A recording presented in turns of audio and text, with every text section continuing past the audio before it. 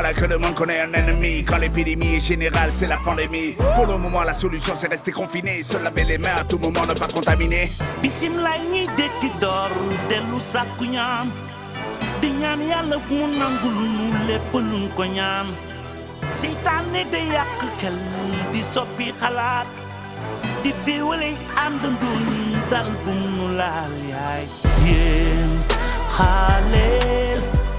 réew mi ni laa ko tëggee waaw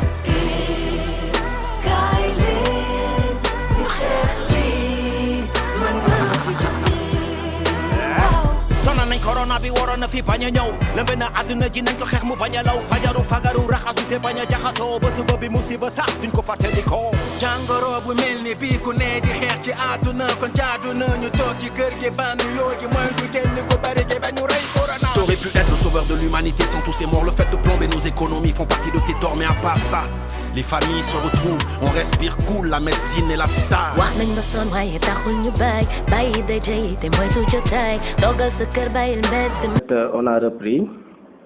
mais je dirais que la reprise elle est un peu timide du fait que les élèves n'étaient pas du tout préparés parce que la décision nous est tombée quelques jours de l'ouverture vu la situation et ce qui s'est passé. On est resté 3 mois sans faire cours. On a démarré, mais je peux dire que la rentrée elle n'est pas effective à 100%. Si on pouvait donner un pourcentage, on allait dire que la rentrée elle est de 50%. Et les écoles privées qui nous laissent en rade par le gouvernement. Et nous demandons à l'État, nous les invitons à revoir les priorités par rapport à l'éducation parce qu'aujourd'hui, l'enseignement privé compte plus de 45%.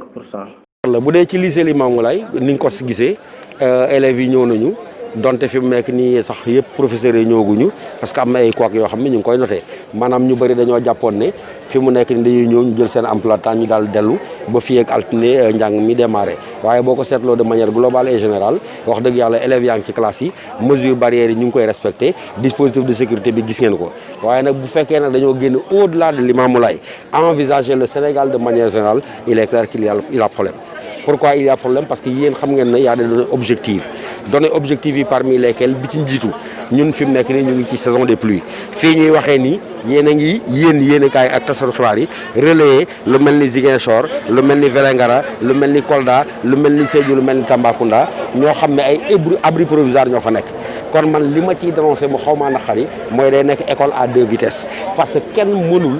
dindi li nga xam ne moo nekk ne am na li COSYDEP wax COSYDEP chiffre ba mu joxe maanaam lu toll ci 16000 sans-abri donc bu fekkee am na yoo xam ne mu ngi ne 16000 sans-abri nga démarré aw njàngale boo ko gisee da ngay dafay mel ni école à 2 vitesses maanaam ñi nekk ci capitale régionale yi Ziguinchor Thiès Dakar Tamba ils sont les conditions pour commencer alors que bu fekkee da ngaa dem ci àll bi wax dëgg yàlla les conditions ne sont pas réunies kon nag loolu bokk na ci li ñuy ñaawlu de manière plus générale ñuy ñaawlu li nga xam ne ministre bi ci boppam waxuma kii rek mais le ministre de l'éducation nationale ba mu gisee acteurs yi bu ma nee acteurs yi bi ci njëkk damay jël ñi nga xam ne ñooy proviseurs yi ak censeurs yi ñaareel bi ma jël ñi nga xam ne mooy syndicat d'enseignants yi ñetteel bi ma jël ñi nga xam ne mooy les différents gouvernements scolaires ñoom ñëpp ñu taxaw ne la les conditions ne sont pas encore tout à fait réunies pour nga xam ne dinañ dem ci li nga xam ne mooy ubbite bi nga ne leen bala ñoo ubbi dinañ waxtaan ak yéen ñu jékki-jékki dans un délai d'une semaine ñu dégg ne da ngeen di ubbi école yi ñun loolu dañ koy ñaawlu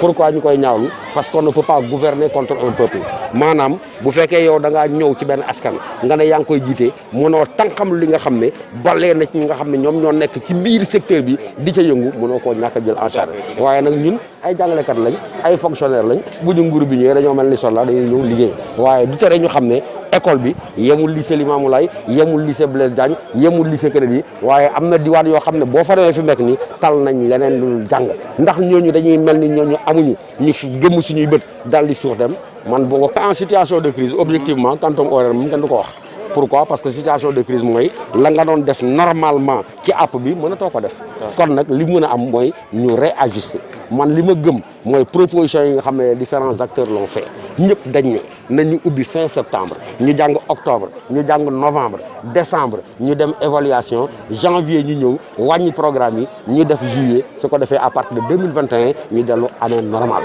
man loolu laa gëm ne mooy li mën a nekk parce que bu dul loolu comme ni ma la ko waxee mënoo fexe ba dindi ne am na élèves yoo xam ne ñu ngi ci ay abri provisoire mënoo fexe ba dindi li nga xam ne am na ñoo xam ne heure bii jàng ñu mënuñoo jàng parce que mu ngay taw ay mbaar lañ ay kanteng lañ est-ce que c'est des sénégalais moins est-ce que c'est des sénégalais à part est-ce que état war na doxee dox bi mu dox man je dis absolument. tey ñu ngi fii ci Limamoulaye gannaaw bi nga xamee ne ci suba jaar nañ complexe Maurice Delafosse jóge fa jaar ci ñaari école privée parce que ñi nekk école privée ak ñi nekk école publique yëpp ñi ngi ci ay doomu sénégalais lañ muy Eusebat ak Sika fii ci Guédiawaye pour ne pas les nommer mais jeexal fii ci Limamoulaye li ma fi gis daal suma xel bu baax a baax a baax parce que gis naa que ne protocole sanitaire bi niñ ko tëggee woon noonu la ko ñëpp respecté déglu naa élèves yi ñu wax ma déglu parents d'élèves yi ñu wax ma déglu collectivité territoriale yi ñu wax jàpp naa ne mun naa wax fii que ne disposition yëpp jël nañ ko pour que jàng bi mën a continuer ni mu dooree tey may rafetlu bu baax taxawaayu ñëpp di sant ñëpp di wax nag que ne bu ñu baisser la garde c'est-à-dire dañ gën a taxaw gën a vigilant tey am nañ démarrage bu baax ñu ngi sant yàlla di laal bant pour que ñu jeexal ko noonu pour que élèves yi mën a tëj ak jàmm def seen examen parce que wax naa ne président de la république jàpp na ne jàng lu am solo la ci réew et loolu moo tax mu jagleel ko pàcc bu rëy ci biir plan Sénégal émergent donc tey état jël na disposition yëpp pour que xale yi mën a jàngi jàpp naa ne li ci des rek mooy acteurs yëpp ñun ñëpp ñu taxaw pour que loolu mën a jeex mooy féliciter wax dëgg yàlla ñi ci liggéey ñëpp collectivités territoriales maires yi président conseil départemental les parents d'élèves les élèves les gouvernements scolaires qui ont accepté de reprendre donc maa ngi sant ñëpp di wax ne incha allah bu ñu baisser la garde non seulement ñun war nañu jàngi mais war nañu aussi bokk ci ñi nga xam ne tey xeex bi ñuy xeex mbas mi du xeexu médecin rek du xeexu enseignant rek mais xeexu communauté bi la te élèves yi bokk nekk nañ ay éléments yu am solo ci communauté bi pour ñu mën a xeex mbas mi jeexal école bi ci jàmm. mbas mi amul rek lu bon parce que bi mu amee ba léegi metti na naam waaye gis nañ ne ndaw Sénégal yi ñi ngi nàccal seen xel di créer yoo xam ne nii dinañ ko mën a jëfandikoo loolu nag dafay wane rek que ne fii ñu président yi bëgg a jóbbu ci formation professionnelle am nañ ci yaakaar parce que dafa jàpp ne suñu bëggee xale yi ñu am liggéey dañu war a jàng d'abord am métier suñu amee métier ba pare ñu dem ci li ñu tuddee entrepreneuriat te lii ñu fi gis jàpp nañ ne ay prémices la yoo xam ne ni tegtal la yoo xam ni mun nañ rafet jot que xale yi dinañ am jàng bu baax suñu paree aussi mun nañ xalaat pour mën a def seen yëf yu bopp pour nekk ay employeurs comme ni mu leen doon waxee souvent. jërë ngeen jëf.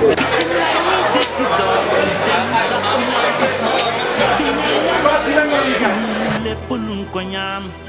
seytaane day yàq xel di soppi xalaat di féewale àndandoo dal bu mu laal yaay yéen xaaleel réew mi ni laa ko bëggee waaw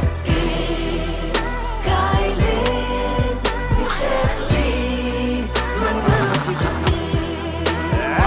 sonal nañ corona bi waroon na fi bañ a ñëw lëmbe na àdduna ji nañ ko xeex mu bañ a law fajaru fagaru raxasu te bañ a jaxasoo ba suba bi musiba sax duñ ko fàttalikoo jàngoro bu mel ni bii ku ne di xeex ci àdduna kon jaadu na ñu toog ci kër gi bandu yoo gi mooy du génn ko bari gi ba ñu rey corona. T'aurais pu être le sauveur de l'humanité sans tous ces morts. Le fait de plomber nos économies font partie de tes torts, mais à part ça,